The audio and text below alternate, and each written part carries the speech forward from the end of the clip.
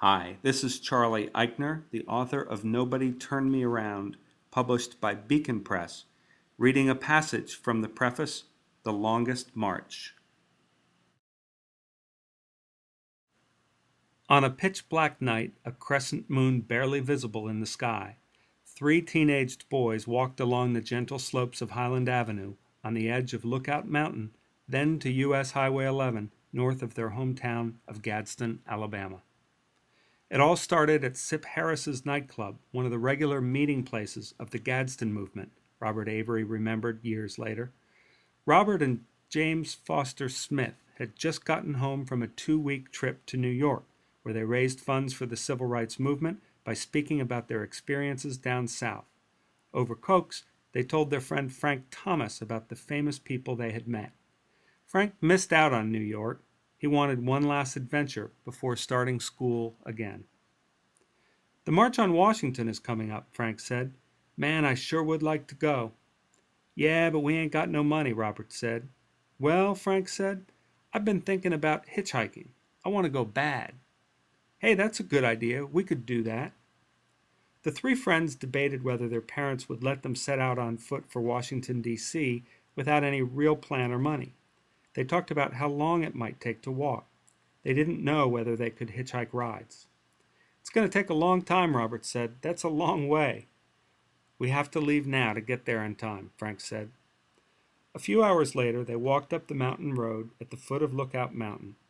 The road into the mountain begins long and straight, then twists every 100 yards or so on the way up, then straightens out again at the plateau. Good thing it was dark out and everyone was sleeping. The road to Nakalula Falls was not necessarily the worst part of town for blacks, but no white parts of town were good for blacks in the summer of 1963. "Are we really doing this?" "I don't know. I think so. This fool is joking. He's going to turn around." Frank turned around. "Come on up. Get up." They passed a big house set up on the hill on the left side of the road. That was the house where the most notorious killer in Gadsden's history was rumored to live. They walked a couple hundred more feet. Robert moved out toward the center of the road, then James moved further into the road to Robert's left. Frank noticed the two drifting. "Wait a minute," he said. "We all know where we're about to be. This ought to inspire us. We don't need to be afraid. Let's have a prayer." They approached the spot where a white Baltimore postman named William Moore was shot dead on April 23rd.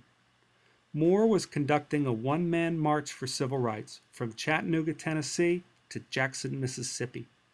Moore's murder gave the civil rights movement the energy it needed in Gadsden.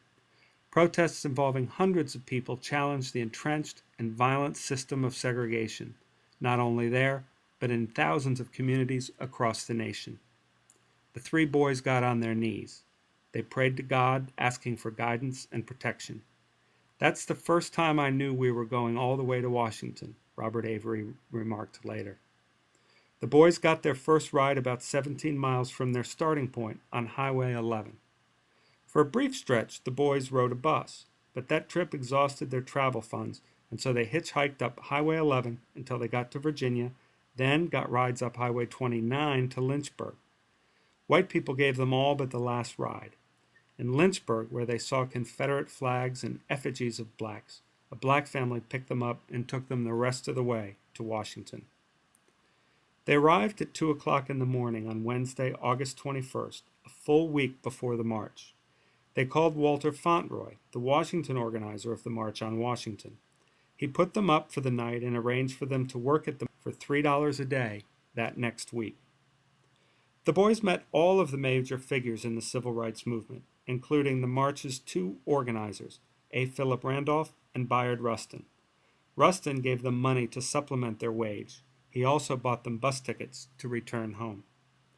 The Gadsden Trio and hundreds of thousands of others would mass on the National Mall before the Lincoln Memorial to appeal to Americans for civil rights on August 28, 1963. Calls for a national demonstration swirled throughout the civil rights movement for years.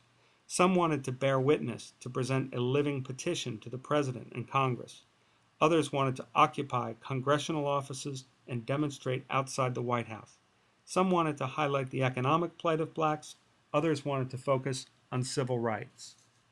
James Bevel, who in the spring proposed that Americans from all over march on Birmingham during that campaign, now wanted these marches to converge on Washington, like an American version of Gandhi's March to the Sea. Marching to the nation's capital from far away was just what these three boys from Gadsden were now doing. In the week before the March on Washington, Martin Luther King met the Gadsden boys' parents when he visited their hometown. The parents asked King to look after their children. That Saturday, King stopped by the Washington headquarters for the march, a vast warehouse at the black radio station WUST. The boys heard a commotion at the other end of the room. They thought it might be another bomb threat. Then they heard King's baritone. King walked straight toward them. People parted. "I just came from your hometown," he said. "I have to take care of something, but I'll be back." After 20 minutes or so, King returned and talked for about half an hour with Frank Thomas, James Smith, and Robert Avery about the movement and about their dreams. The Gadsden trio worked all week making signs. They took pre-printed signs with slogans approved by the March on Washington Committee, like "We demand voting rights now" and "We march for jobs for all and decent pay," and power stapled them to wooden staffs. On August 28, 1963, hundreds of thousands of demonstrators would carry those signs down Constitution and Independence Avenues in what Martin Luther King called the greatest demonstration for freedom in the nation's history.